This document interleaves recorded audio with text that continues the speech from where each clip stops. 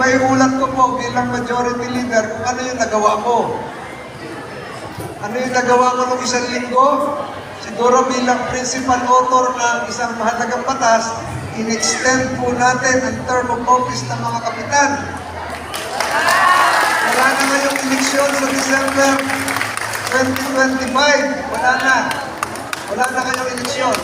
Ang eleksyon nyo, September 2070.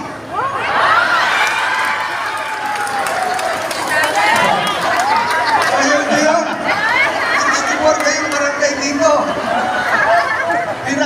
Nagkamali ako, 2027, September 2027.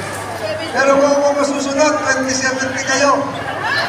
Tapos, magkakaroon ng tatlong termino, kayo, 64 ano? Tatlong termino kayo, 4 taon. 4 taon. Pero pag-uusapan namin sa isang linggo, kung 4 o 5. Kaya ito po ay bilang pagkilala sa ating masisipag na kapitan na tumulong din ng COVID-19 pandemic. At napakahirap ng trabaho ng kapitan.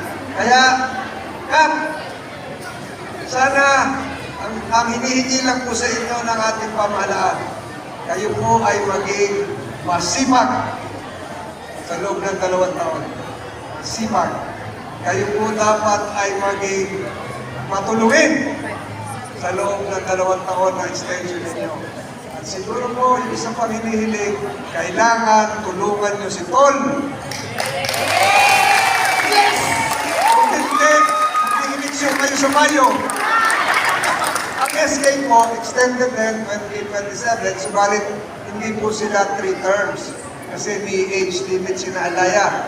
May ano sila, merong age limit. So pangalawang maiuulat ko po na ginawa ko noong nakaraang linggo, pinahinto ko po yung, may bago kami batas ngayon, ako rin po may akda, wala na pong doble plaka sa motorsiklo. Sa likod na lang yung plaka. Dati-rate, yung plaka sa harap, yung plaka sa likod. Yung plaka kasi laki ng open van. Maliit na lang ngayon.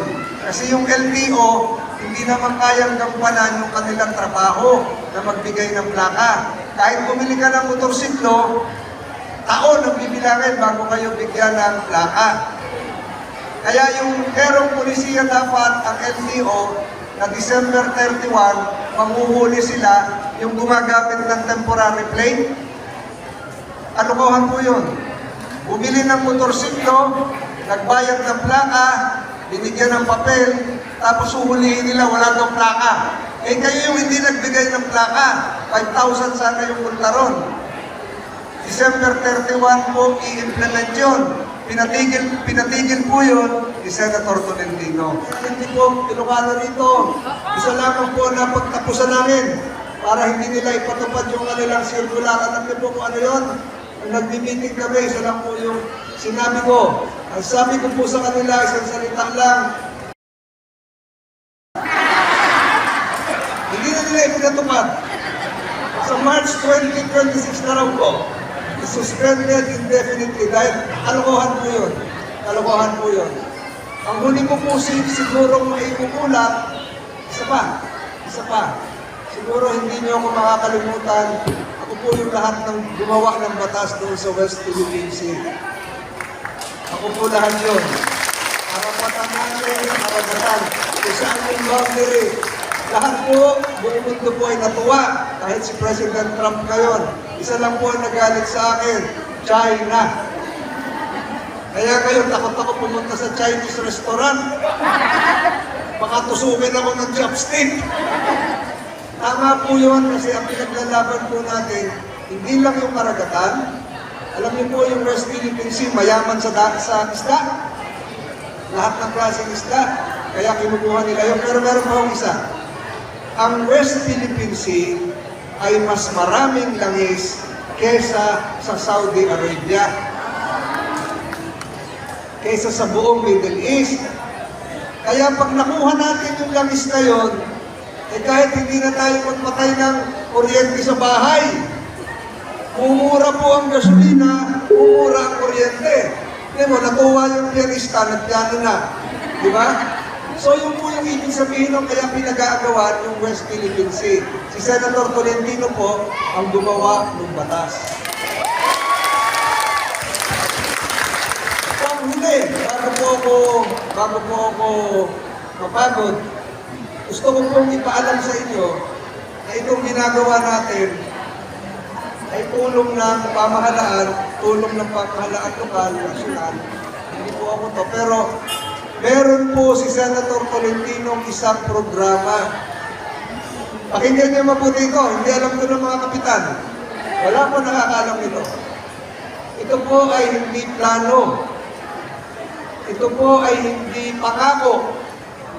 Ito po ay hindi isang proposal na ipatutupad pag nanalo uli ako. Ito po ay ipapatupad na sa isang linggo. Sa ayaw at sa gusto nyo. Sa isang linggo. Ano po yung programang ito? Pakinggan niyo mabuti. Maririnig niyo ito. Ang pangalan po ng programa, Litaw. Ayun, nabulat na kayo. Litaw, ano yung litaw? Sa amin sa Cavite, merong, ano yung, palitaw. Alam yung palitaw? Noong panahon ng COVID, lahat tayo dumaan sa COVID. Sa Maynila, buong mundo yung COVID. Ewan mo kung pinatupad sa Nueva Ecija ng inyong electric cooperative. Pero sa Maynila, nakalagay sa electric bill ng Meralco, 3 hulog, 3 installment, pati sa tubig kasi ang laki ng babayaran. Nasa bahay lahat. Lahat naliligo na. Lahat nagtutupras. Ang dami ng pinanganak nun. Noong COVID. So, tumaas yung kuryente. Yung batas ko po, 3 hulog, walang installment, walang internet, walang interest. Subalit yung batas ko yun, expired na. Tapos na yung COVID. Kaya naisip ko ngayon yung litaw. Ano pong ibig sabihin ng litaw? Liwanag, internet, tubig, assistance, welfare. Liwanag, internet, tubig, assistance, welfare. Ano po ibig sabihin nito? Ganitong kahalaga ngayon ng internet. Pag wala kang signal, napakahirap. Pangalawa, hindi ko makalimutan to, naikukwento ko, sumalangit gawa. Merong isang bata, 13 anyos, maglo-load lang yung piso load para makapag-submit ng assignment. Internet, nawawala, hindi makita ng magulang. 13 anyos, nakita kinabukasan patay. Hindi ko na sabihin sa inyo kung saan. Ganong kahalaga po yung internet. Ganong kahalaga rin po yung tubig, kuryente. Kaya nga po ako, alam niyo na, vice ito, nung ako po yung MMDA chairman, ako po lagi yung nakatutok sa kalamidad. Yolanda, putok ng Mayon, putok ng Taal, sunog. Kaya nakikita ko, kahit yung sunog sa Tondo, nasa evacuation center pa lang yung pamilya, nasunugan. Darating yung kolektor ng Meralco. Saan nakatira dito si Mr. Juan? Nandun po, nandun sa tent. Meron ng notice of disconnection. Puputulan ng kuryente, nasunugan na nga. Ang isang nasunugan, ang unang gagawin ng tatay ay mangutang ng 4 na pohas na yero, bumili ng hollow blocks, bumili ng jalousie, para gawin nila yung bahay, para makabangon ulit. Pero si Meralco, si Electric Cooperative, walang pakialam dyan. Pag hindi kayo nakabayad, putol. Simula next week, yung programa ni Senator Tolentino Litaw, siya muna ang magbabayad ng kuryente at tubig. Hindi nagawa ko nung isang linggo. At saka hindi po ito, ayun, tinanong, mandar na yung internet, ang lakas. Hindi po ito kwento lang dahil i-a-announce na po ito ng DSWD, Litaw.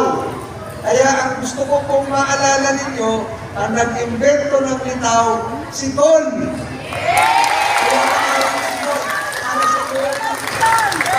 Para alam mo ito, para sa buong Pilipinas po yun.